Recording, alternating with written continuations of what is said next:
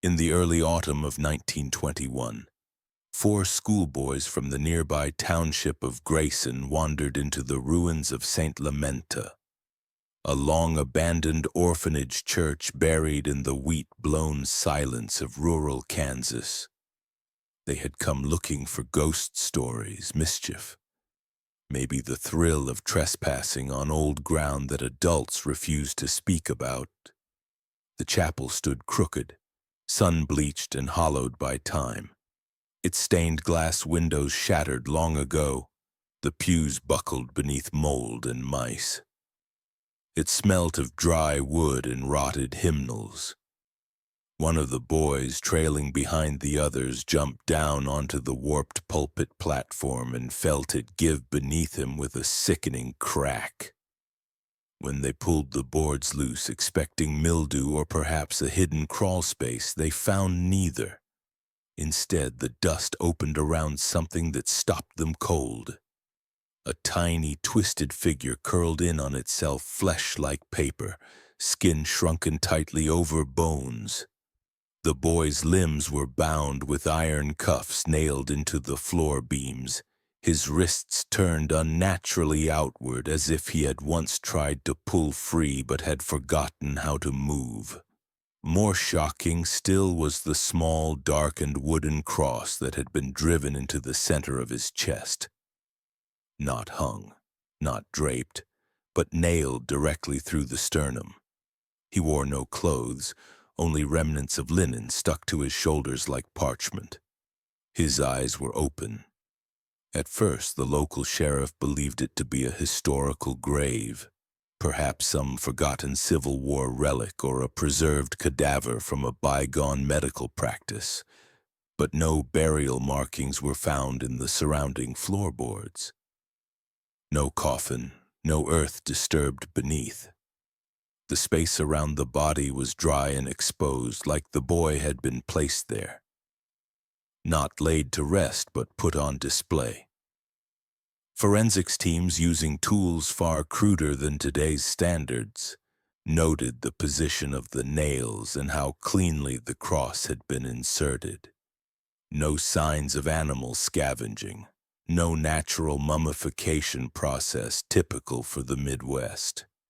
The temperature insulation under the chapel floor had been too unstable to explain the preservation, and yet the boy's skin had not rotted, only shriveled.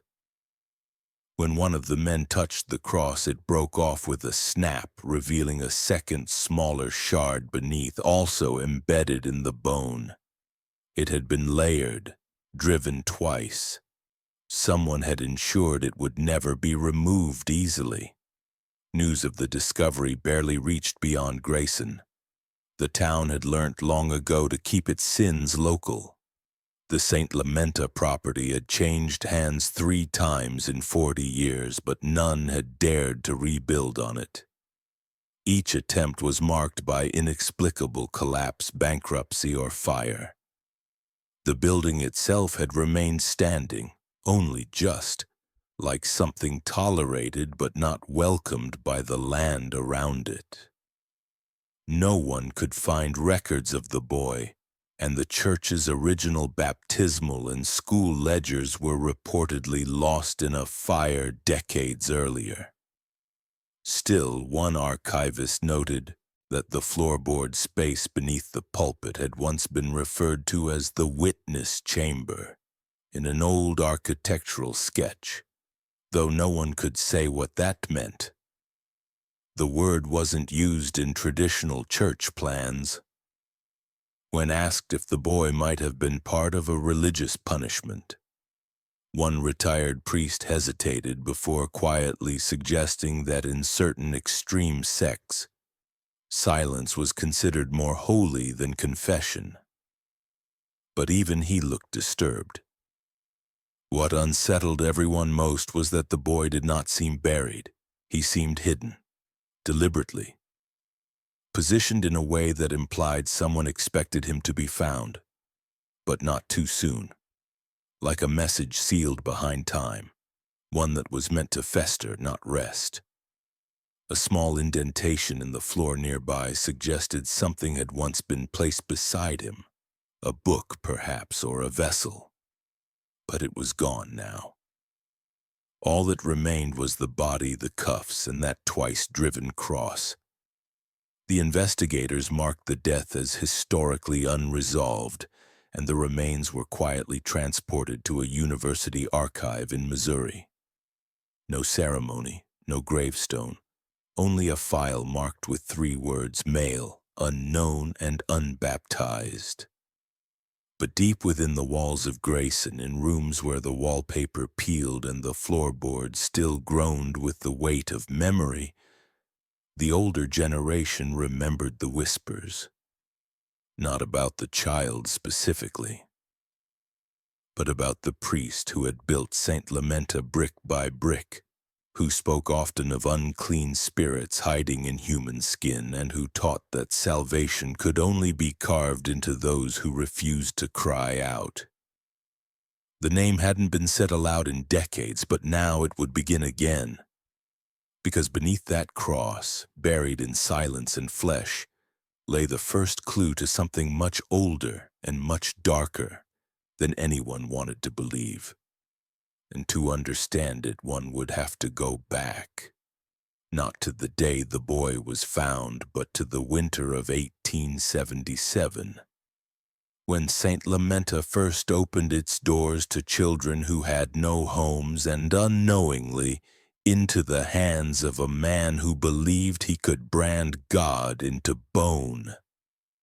The winter of 1877 arrived early in Kansas that year, curling its icy fingers around the cracked windows of St. Lamenta before the last of the autumn leaves had fallen. The orphan school stood alone on a ridge of frost-bitten soil, its bell tower jutting from the land like a finger of warning. Inside its cold stone halls, children slept in long rows beneath wool blankets too thin for the season. They had names once, but many had been forgotten by the world that left them here, swept away by cholera, fire, or poverty. In their place came Father Elijah Rate, a man with a voice like soft velvet and eyes that never blinked too fast. The bishop had chosen him for his discipline, his theological precision, and his silence in the face of moral ambiguity. It was whispered among clergy that Elijah believed true salvation required suffering, and not metaphorical suffering, but physical acts that etched repentance into the body. He was not a man of spectacle. He was a man of systems. Within his first week, Elijah unlocked a small room behind the chapel altar, a storage space no one else was permitted to enter. He converted it into what he called the sanctum of records, and though no one saw records leave it, there by candlelight he began what would become his quiet obsession: the baptism ledger. Unlike the official registry kept for church documentation, this book was hand-bound in black leather, its pages stitched crudely with waxed thread. The cover bore no title, only a cross drawn in dried red wax. He never spoke of it during sermons, never mentioned it to visiting deacons. Yet each night after Vespers he would retreat to the sanctum and write names, not merely of children baptized, but of those observed, judged, and categorized. Some entries were written in neat black ink, accompanied by phrases like cleansed or progressing. Others were marked in red, always in red, followed by cryptic designations: fractured, unclean, or the most damning of all, tin void. One name appeared in red before all others: Albie Thorne, age 10, arrived from a failed foster placement in Topeka. The child did not speak, not out of defiance, but from something deeper, a silence so complete it seemed less like absence and more like resistance. He had wide eyes that didn't look away when corrected, and a hand-carved cross worn on a string around his neck. When questioned, he simply stared, unmoving, as though the world outside himself had no rightful claim to him. Father Elijah took this as defiance of the soul. On the fourth night he summoned Albie to the chapel basin, surrounded by lit candles and incense. He asked the boy to repeat the sacred words. When the child remained mute, Elijah stared into his eyes for what witnesses said was an uncomfortably long time. Then, without further ceremony, he declared the baptism incomplete and refused to finish the rite. The next day, Elijah entered the sanctum and wrote in thick crimson strokes, "Albie Thorne, void." From that point forward, something shifted in the orphanage's rhythm. Other priests began noticing that punishments were more targeted, less about behavior and more about what Elijah called spiritual receptivity. Children with stutters, strange dreams, or unexplainable fears were monitored more closely. At night, soft weeping could be heard from the dormitories. The ledger was never discussed, but the children whispered about it among themselves, calling it the Black Book or Father's Second Bible. They believed that once your name turned red, nothing you did could change your fate. You could pray until your knees bled, but it wouldn't matter. You were already lost. A girl named Lisette tried to scratch her name off the chapel wall where she had once carved it with a nail. Days later, she vanished. The official report claimed she ran away, though the back door had been locked from the inside. Father Elijah's public sermons remained mild, even hopeful.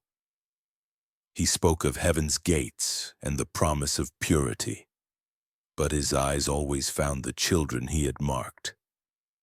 There was no hatred in them, only scrutiny, as if he were searching for proof that their fate had been rightly chosen. The ledger grew.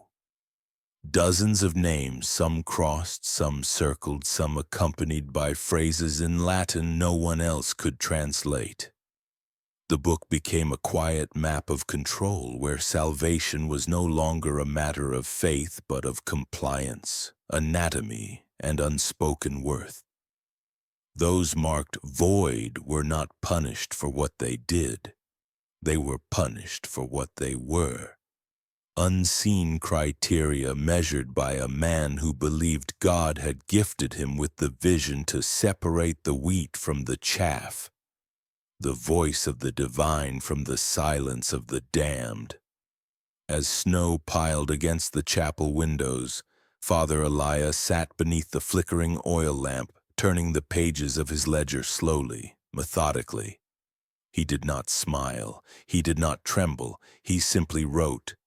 In that stillness, he believed he was shaping eternity, one red line at a time. Albie Thorne had been silent since the age of 2, not in rebellion or fear, just silent, as if his voice had never arrived with the rest of him. The nuns at his first placement said he used to hum while drawing, but no one ever heard words. By the time he arrived at St. Lamenta, the silence was all he had left. He was small for 10, with bony wrists and a long, narrow face that made him look older than his years. The only thing he clung to was a hand-carved cross given to him by an older boy at a previous orphanage, worn smooth at the edges from years of nervous fingers running across it. He wore it every day, tucked under his threadbare collar. It wasn't official, not given by any priest, so it meant nothing to the church. But to Albie, it was everything. When the time came for his baptism, he stood alone in front of the chapel font as Father Elijah waited for him to speak the sacred vow.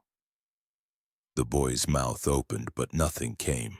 No breath, no whisper, just stillness. Father Elia waited longer than he did for the others, staring into the boy's unmoving eyes like he was searching for something behind them. When it was clear the silence would not break, Elia turned his back and walked away without a word. The basin remained untouched. The candles were left to burn themselves out. From that day forward, Albi was labeled unsaved.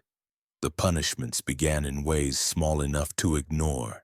He was given colder blankets at night, fewer servings at meals, and the hardest chores, like scrubbing the chapel floor with vinegar until his hands bled. He was never struck, not directly. That would be too crude, too loud. Father Elia believed in quieter cruelties. Albi was made to kneel for hours on coarse stone with wooden rods balanced on his shoulders, arms held out like wings until his muscles trembled and collapsed. If he fell before sunset, the cycle began again the next morning. Still he made no sound. His eyes would water, his legs would shake, but he never wept aloud. No priest could recall hearing him scream even once. Some began to whisper among themselves that he might not feel pain at all, that perhaps he wasn't a child in the ordinary sense, but something else wearing a child's skin. Elia was the first to give it voice. He called the boy spiritually non-human, a hollow shell, a body denied its soul. The other orphans were told not to speak to him. They obeyed. Even the ones who used to share bread with him in secret began to avoid his gaze, not out of cruelty but fear.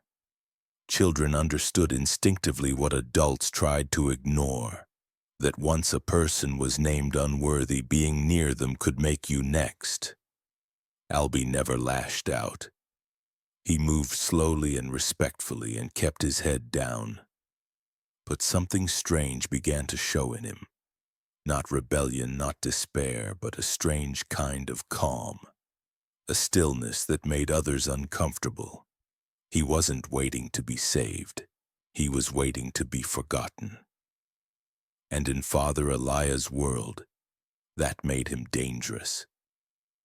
The first branding took place in the basement chamber known among the priests as the furnace room, though the fire it held was not for warmth. Father Elia had the iron custom made, forged in secret by a blacksmith in a town miles away, under the pretense of needing a ceremonial tool.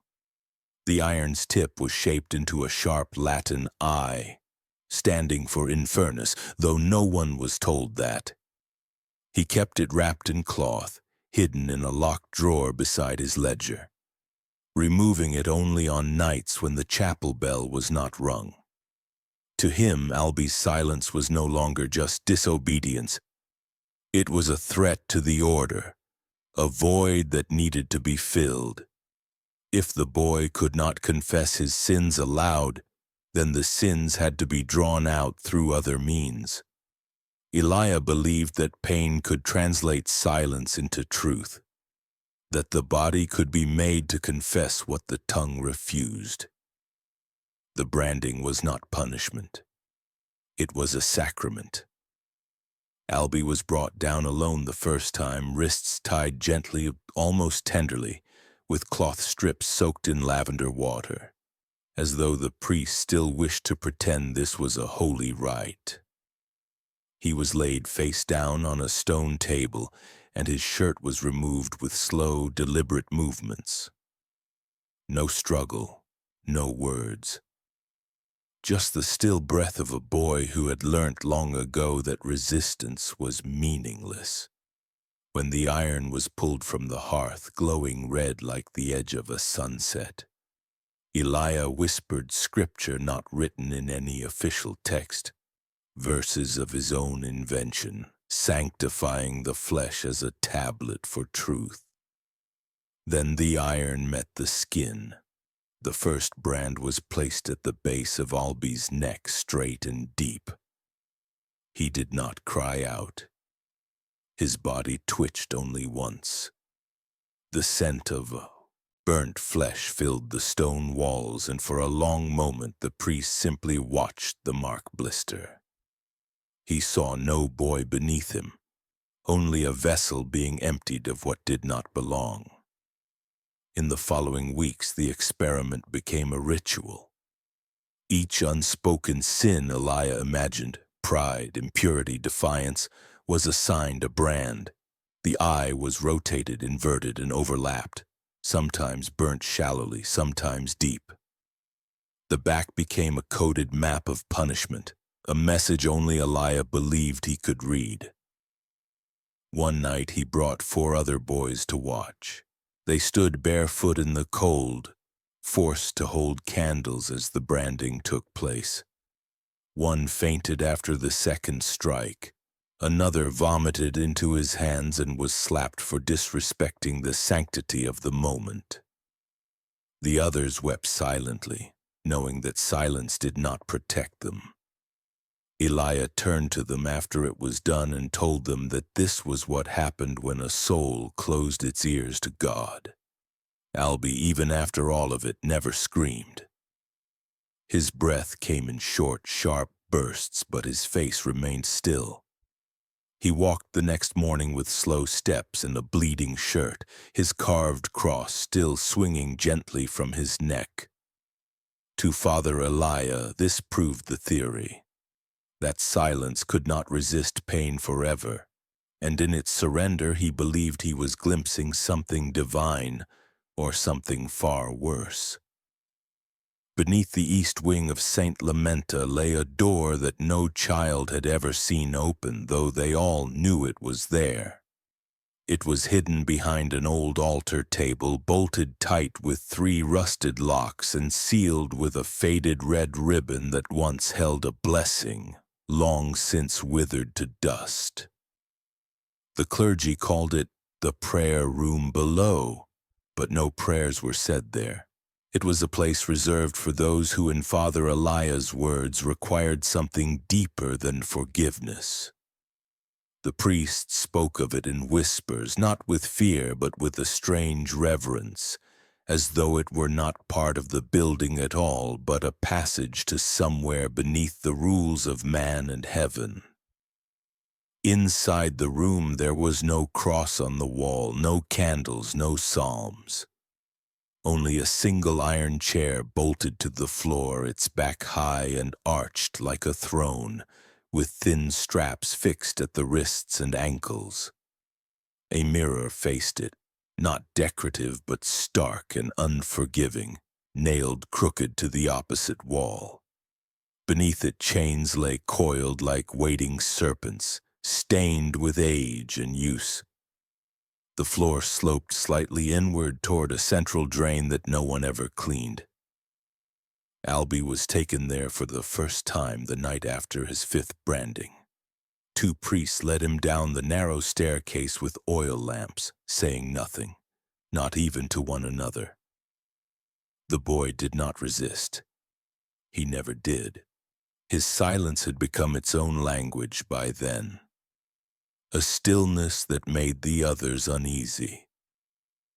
Father Elijah waited in the chamber, his robes folded neatly over a chair in the corner, his sleeves rolled as if preparing for surgery. The mirror reflected them both, the gaunt priest and the bruised child, and Elijah found that he could not look away from it. He told himself that this was what true refinement of the soul looked like, that he was not hurting a boy but carving away the noise that blocked the divine. He believed that the mirror allowed the sinner to witness their own resistance. He believed that if Albie ever truly saw himself, truly saw what his silence cost, he would finally surrender. But the boy never looked up.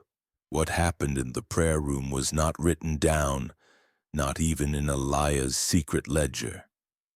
Only the other clergy knew, and even they refused to speak of the details.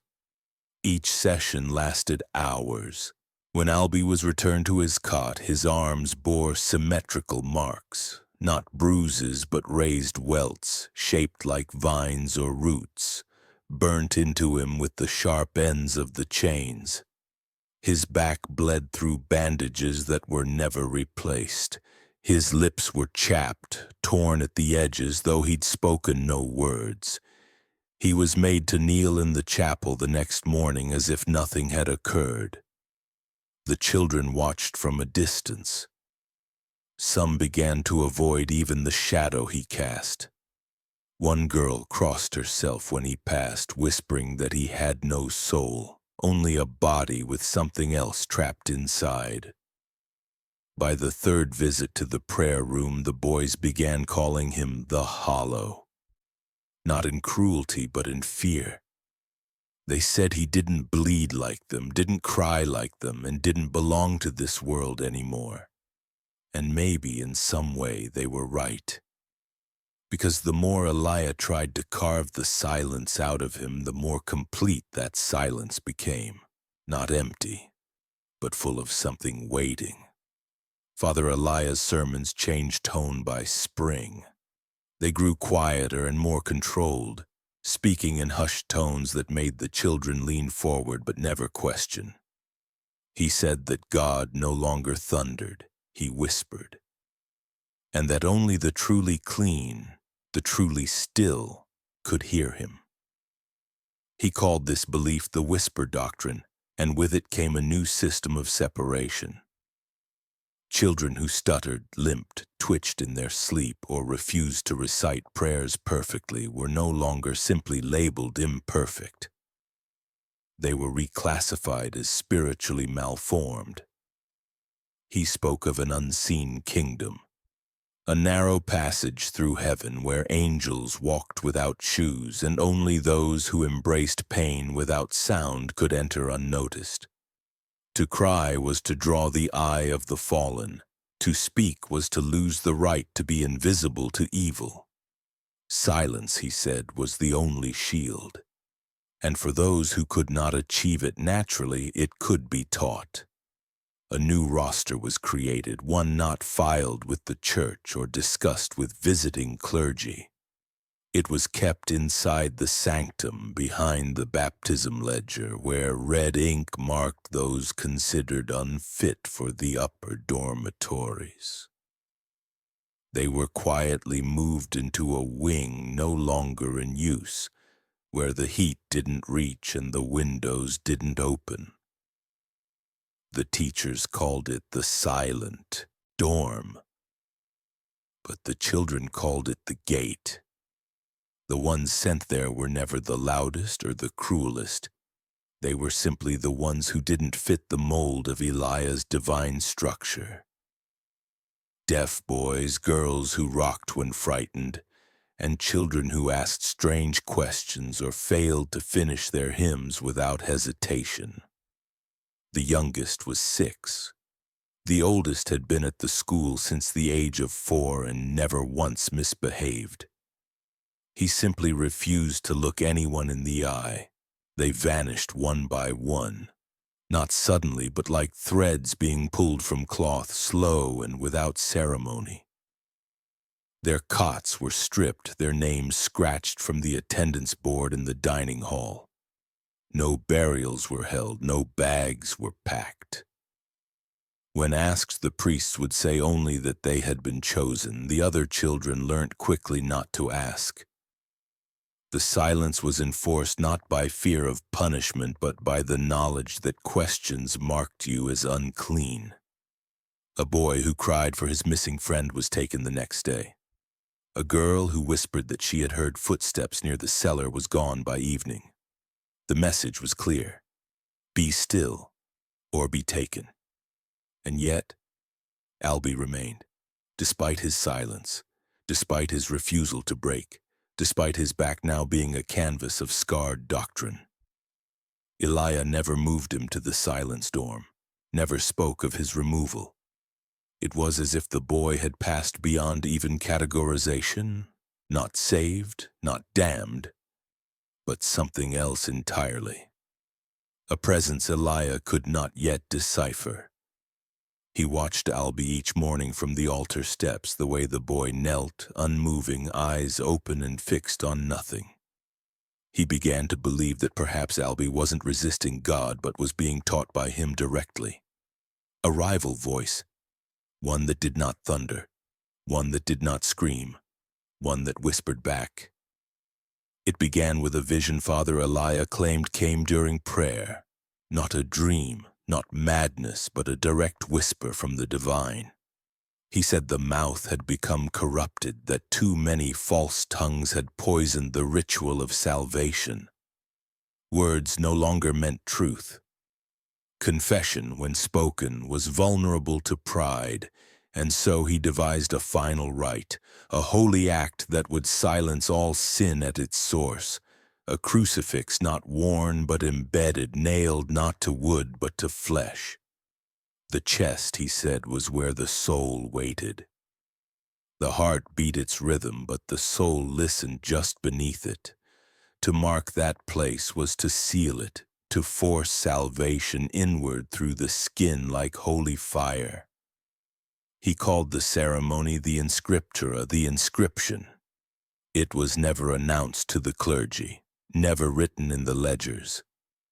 It existed only in the dark corners of Elijah's own mind, drawn out with diagrams and scripture fragments in a private black journal. And it was Albie who would receive the first. On the day chosen, the chapel was cleared. No priests were present. Only a visiting physician summoned under the lie of spiritual observation. His journal, later discovered hidden in a locked drawer, decades after the events, would become the only surviving account of what occurred inside that chapel. He wrote that the boy was brought in barefoot, in a clean white shift that hung below his knees. His arms were not restrained. His eyes were open, not frantic, not confused, just open. The crucifix had been carved days earlier from long and thin black locust wood with an iron nail already fixed to its base. It wasn't decorative. It had no figure of Christ, no symbols. It was pure form.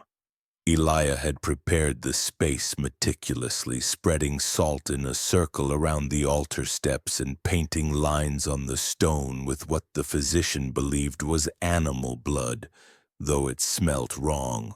Metallic, bitter, almost like rust soaked in ink. When the boy was laid down, Elijah did not hesitate. He spoke calmly and rhythmically, repeating the phrase, "This seal is not for man, but for the breath beneath bone."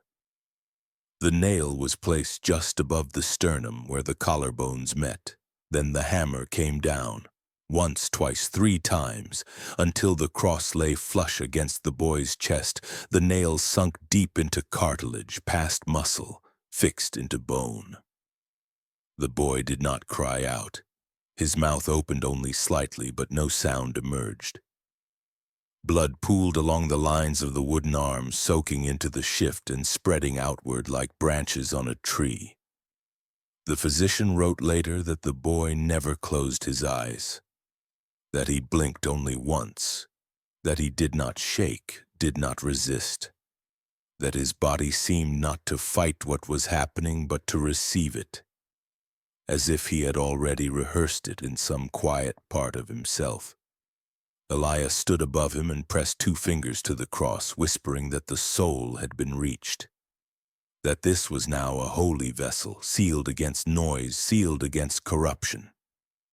He declared the boy sanctified, not baptized, but inscribed. Then he stepped back and left the child on the altar as the candles burnt low. The physician was not permitted to remove the nail. He was told only to monitor, to observe. He recorded that the boy remained conscious for nearly 6 hours. His pulse was slow and steady. His breathing was shallow but controlled. When finally moved, the shift had fused to the wound and had to be cut away. Elijah ordered the bloodied fabric burnt. The crucifix was never removed. From that day forward, Albie was no longer called by name in the chapel. Elijah began referring to him only as the mark-bearer. He no longer performed chores. He did not eat with the others. He was kept in the lower rooms and brought out only for Elijah's private liturgies. The children who caught glimpses of him said he looked not like a boy anymore, but like a statue made from pale stone. No expression, no sound, and always the black cross at the center of his chest like a door nailed shut from the inside. Some whispered that he had finally become what Elijah always believed him to be, something hollow.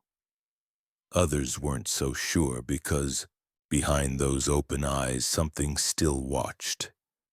Not broken, not gone, just waiting.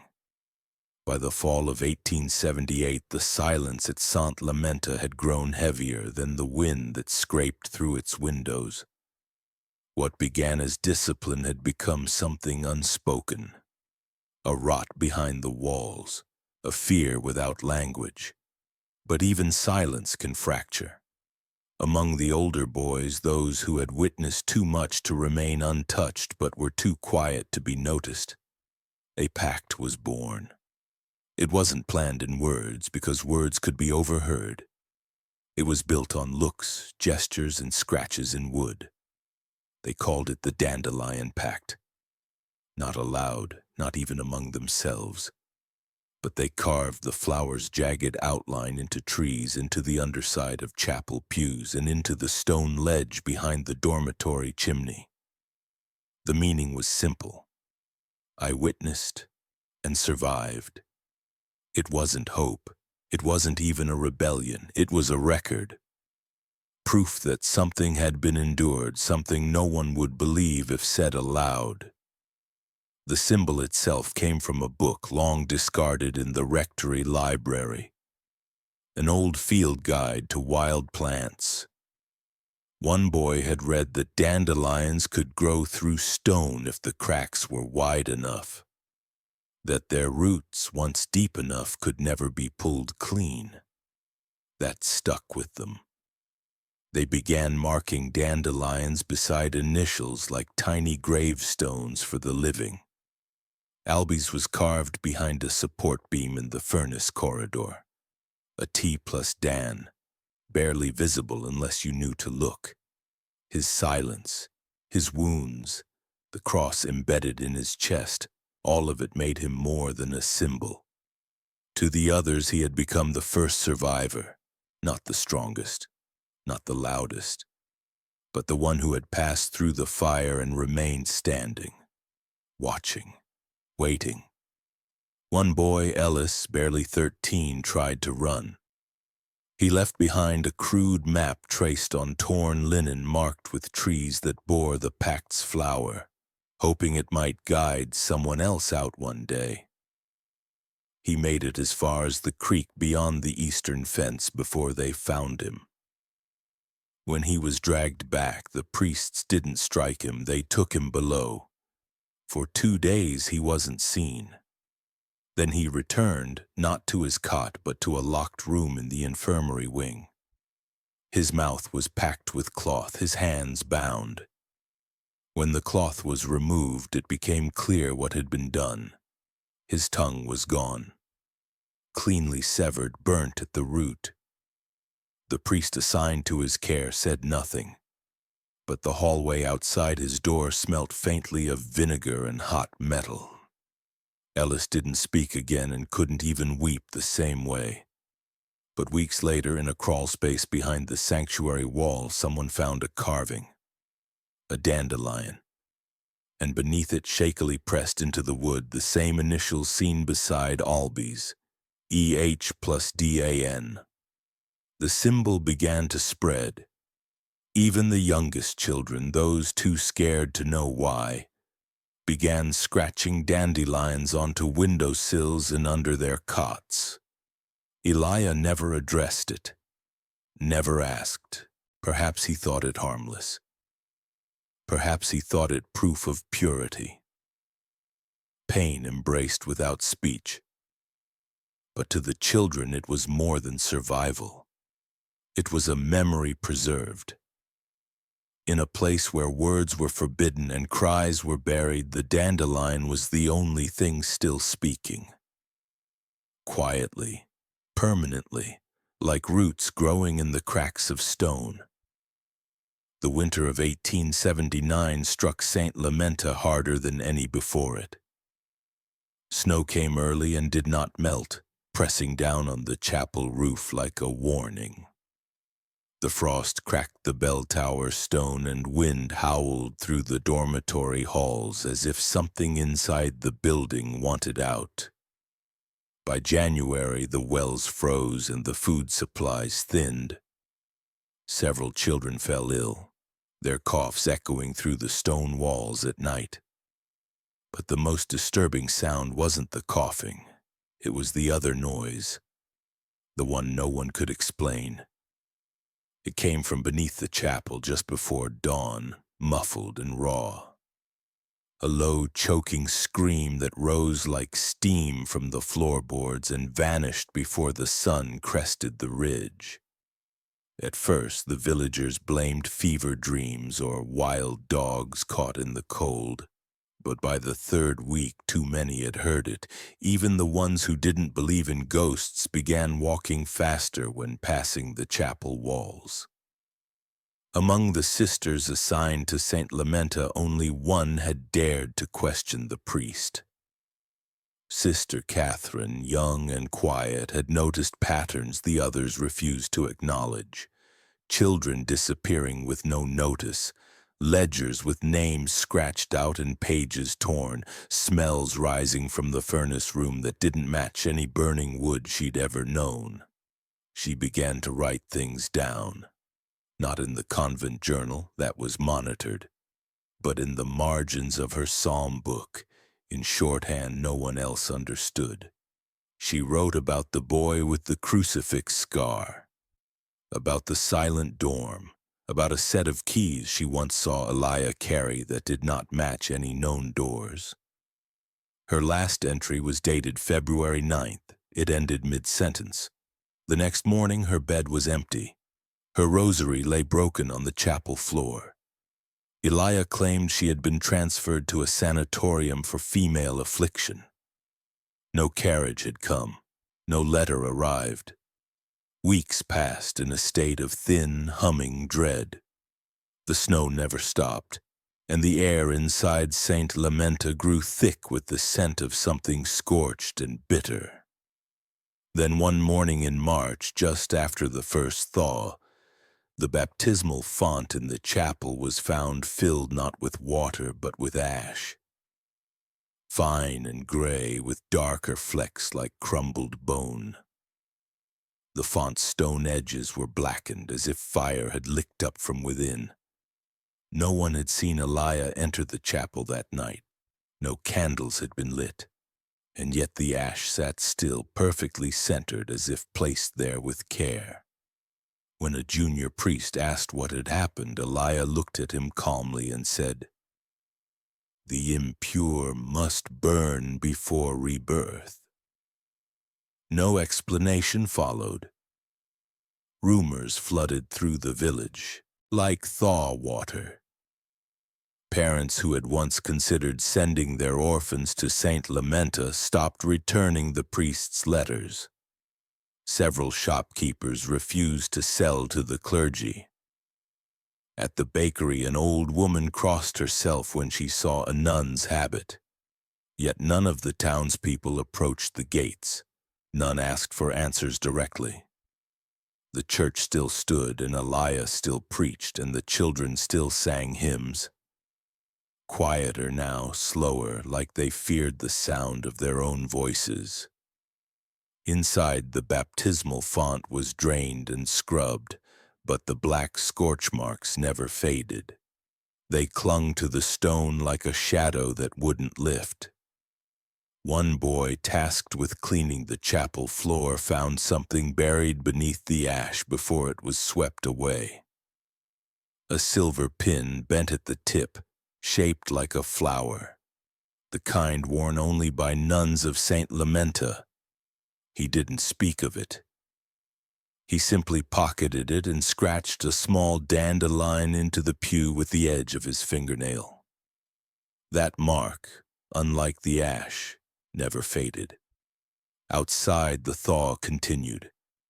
But inside the chapel, something remained frozen, not in temperature but in time, as if each new act of fire and silence stacked atop the last, building towards something unseen. And through it all, Father Elias stood unmoved, delivering his sermons with the calm voice of a man who no longer feared judgment. Because to him, judgment had already come. And it had spoken not in thunder but in the hiss of ash where water used to be. By the winter of 1880, Albie had stopped responding to anything but breath. He walked when pulled, sat when placed, and ate only what was put to his lips. The black crucifix still pierced his chest. The flesh around it darkened and healed into a welted seal. His skin had grown pale and paper-thin, and his eyes, those still, ever-watching eyes, seemed no longer to follow the world, but to look beyond it. Father Elia called it readiness. The other priests said nothing. They had long stopped questioning what the boy was becoming. In the silence of St. Lamenta, with snow piled against the stone walls and the last of the dandelion carvings fading into rot, Elia announced to no one that the time had come. The final rite. A ceremony spoken of only in fragments, referenced once in a letter burnt before it could be read in full. He claimed it was not death, it was an ascension, that to seal the soul into its perfect form, the body must become unreadable to the world. To be reborn, it must be made sacred beyond recognition. He called it transverberation, not of the heart, but of the entire being. Albie was taken below the chapel by torchlight. The lower chamber had changed. The iron chair was gone. In its place stood a narrow table of polished stone, stained with a circle of dried red at its center. The walls had been painted in thick strokes of ash and oil, symbols no one recognized, symbols not used in Scripture. A single basin stood in the corner, filled not with holy water, but with brine, heavy, salted, unclean. The priest who carried it down had asked no questions. He would never speak again. Only one man would witness what occurred that night. A young assistant named Tobias, sent by the bishop for observational integration. What he saw beneath the chapel would never be spoken aloud, not even in confession. But in a hidden journal later found in the lining of his travel case, he described a ritual that bore no resemblance to baptism, penance, or salvation.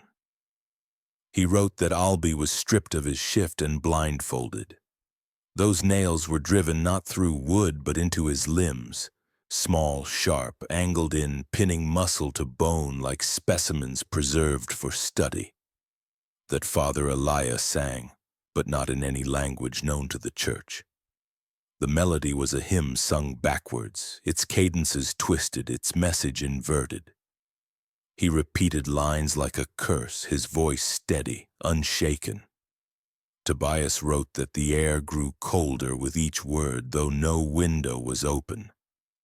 The cross in Albie's chest was not removed. Instead, Elias smeared it with salt water from the basin, then lit a candle beside it that was never allowed to flicker.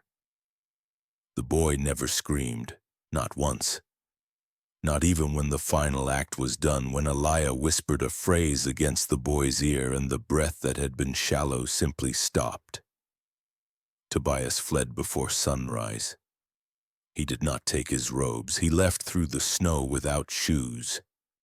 He never served in a chapel again, and when later asked why, he said only one thing, that there are places where heaven is silent, And in those places, men like Elijah begin to think they are speaking for God.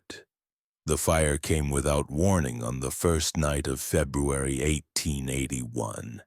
It moved through the east wing of St. Lamenta like something guided, not wild, slow, deliberate, and steady in its climb from floor to rafters. There was no lightning, no storm, no candle left burning in the chapel. Yet the flames knew where to go. Witnesses from the village said the smoke rose in a perfect column, dark and thin, like a single finger raised into the sky. When they arrived with buckets and blankets, the children were already gathered outside, barefoot in the snow, silent, unmoving. Not a single cry, not even from the youngest. No priests were among them, no sisters. Just rows of children watching the roof collapse in silence, like they were watching something end that had already been dead for years. The official report, filed by a cleric who had never set foot inside the orphanage, called it an accident. Faulty coal stove, dry timber, winter wind, the kind of disaster that came for buildings built before safety mattered. No bodies were found in the ruins, no bones, no ashes distinct enough to name. Only scorched stone and what remained of the chapel bell melted into a black smear across the altar steps. Father Elijah was never seen again. His ledger was never recovered. His name was quietly removed from church rosters. When questioned, diocesan officials claimed he had retired to a monastery overseas for health reasons. But no such monastery was ever found. No letters, no farewells, only silence. The land was sold within the year, cheaply without ceremony. But no one bought it. Not really. Paper changed hands, property lines were redrawn, but the field where St. Lamenta once stood remained empty. Every winter, snow settled over it perfectly, smooth, undisturbed, as though nothing had ever been built there.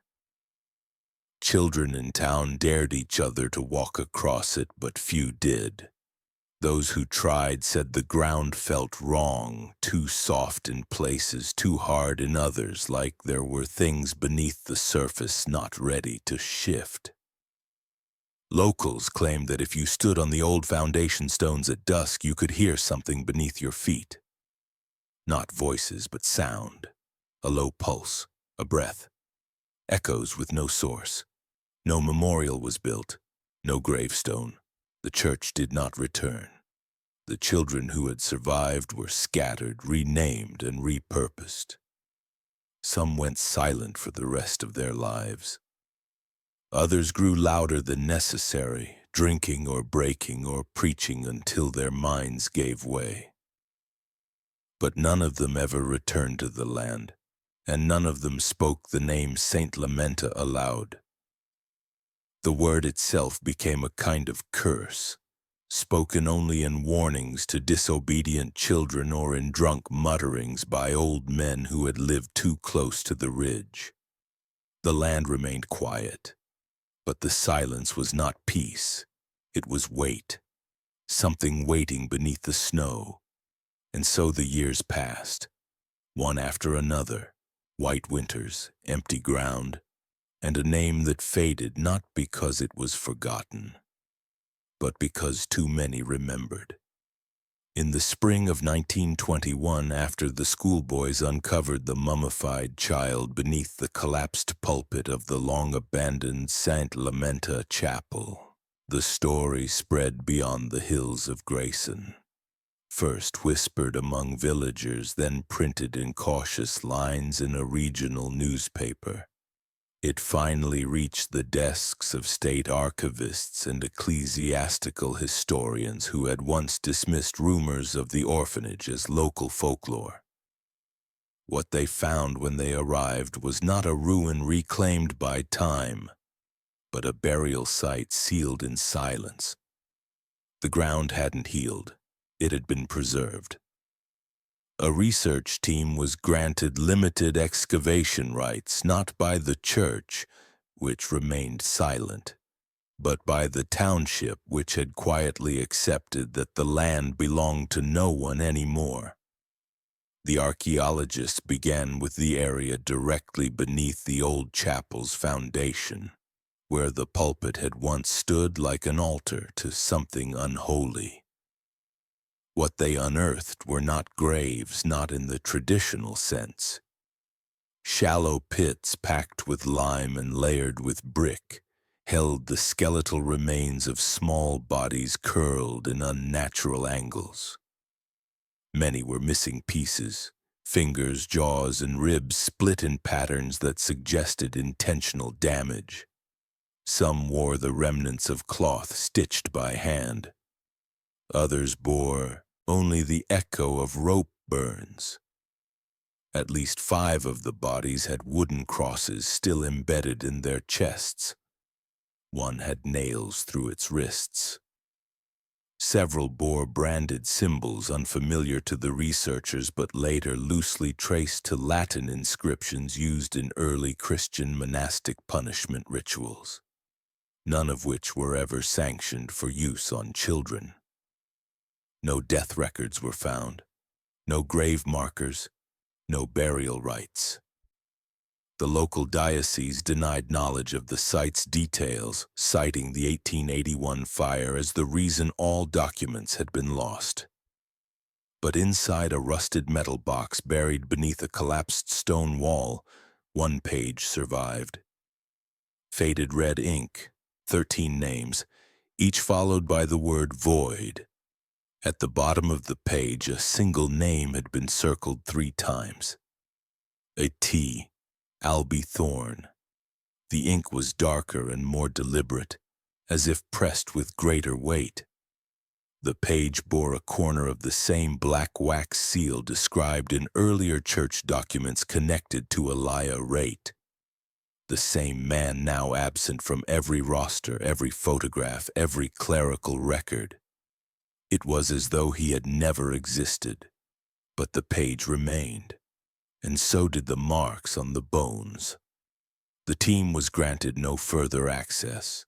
Within weeks, the excavation was quietly ended, the site resealed under the pretense of environmental instability. The findings were buried in a report labeled inconclusive. Artifacts were removed to university storage, boxed and left uncatalogued. But those who had been there, those who had felt the stillness of the soil and the wrongness in the air, did not forget. One of the diggers etched a dandelion into the underside of his travel trunk. Another refused to work on sacred grounds again. And when asked why they stopped the dig, the lead researcher said only that some things are not meant to be brought into light. Because the deeper they went, the clearer it became. Saint Lamenta had not been a sanctuary. It had been a vault, one built not to protect but to contain. In the autumn of 1983, over 100 years after the last snow fell over the ruins of Saint Lamenta, something new rose in its place, not a building, not a church, but a wall. Plain gray stone, 8 feet high, set into the earth at the edge of the original chapel boundary. There were no crosses, no steeples, no stained glass. Just one carved line repeating in uneven rows across the surface. The outline of a dandelion, sketched like the ones children once scraped into the wood with broken nails and stolen knives. Each flower sat beside a name. Some were full, some initials only, and many labeled unknown. No age, no dates, just names. A record carved not by clergy but by those who had survived. The wall had been funded quietly, not by the church, which remained silent, but by the descendants of those who had passed through Saint Lamenta's gates. They came from different cities and different states, many never knowing the full truth of what their relatives had endured until fragments of old letters and hidden journals began surfacing in family homes. Some discovered scorched baptism certificates tucked behind mirror glass. Others found prayer books with pages missing or names scribbled in margins that didn't match any known parish rosters. It wasn't until the archived 1921 excavation report was accidentally released under a Clerical Records Act that the pieces began to come together: bones, ledgers, whispers. The dandelion appeared again and again, a silent code from those who couldn't speak. Local lawmakers, pressured by growing media attention, passed what became known as Alby's Law. It required that all religious orphanages, missions, and affiliated shelters maintain open records of all child residents, including deaths, transfers, and punishments. It granted families the right to request documentation previously sealed by private clergy authority. It forced transparency into corners where silence had festered for generations. But even as the law passed, no one was ever charged. The church issued no official apology. They offered a statement of sorrow for a past marked by unclear oversight. Father Eliah's name was never restored to any official documents. When pressed, the diocese said they could find no proof that he had ever been ordained. Still, people came to the wall. Survivors, grandchildren, historians, strangers, who had once dreamed of children with crosses in their chests. They brought flowers, not lilies or roses, but real dandelions, pulled from roadside ditches and alley cracks, placed gently at the base of the stone. One winter, a visitor left a child's wooden cross carved by hand, its arms worn smooth, its center burnt with the initials A.T. No one claimed it. No one removed it. The whispers haven't stopped. People still say they hear breathing near the site at dusk or find frost only where the chapel once stood. But the land no longer feels forgotten. The silence now carries memory instead of fear. Because the wall stands. Not to offer peace, but to make sure the names are never erased again. Evil didn't come to St. Lamenta dressed in shadows or smoke. It arrived in pressed linen and polished shoes, with hands folded in prayer and words that spoke of grace. It didn't announce itself, didn't break down doors or scream from rooftops. It moved quietly, methodically, inside the structures meant to protect. Behind holy titles, inside sacred walls. It signed its name in ledgers no one was allowed to read. And it built its rituals not from rage or chaos, but from calm, practiced repetition. That's how it always begins. Not with fire, but with silence. The worst of it was not what happened in the depths of the orphanage, or even what lay buried beneath its foundation. The worst of it was how long no one looked. How the chapel bell continued to ring while children were made to kneel until their knees split open. How sermons continued while names vanished from the dormitory boards. How pain was turned into prayer. How branding was rebranded as salvation. And how, through it all, Father Eliah Raitt remained respected, even admired. He wasn't a monster clawing at the walls. He was a man with keys.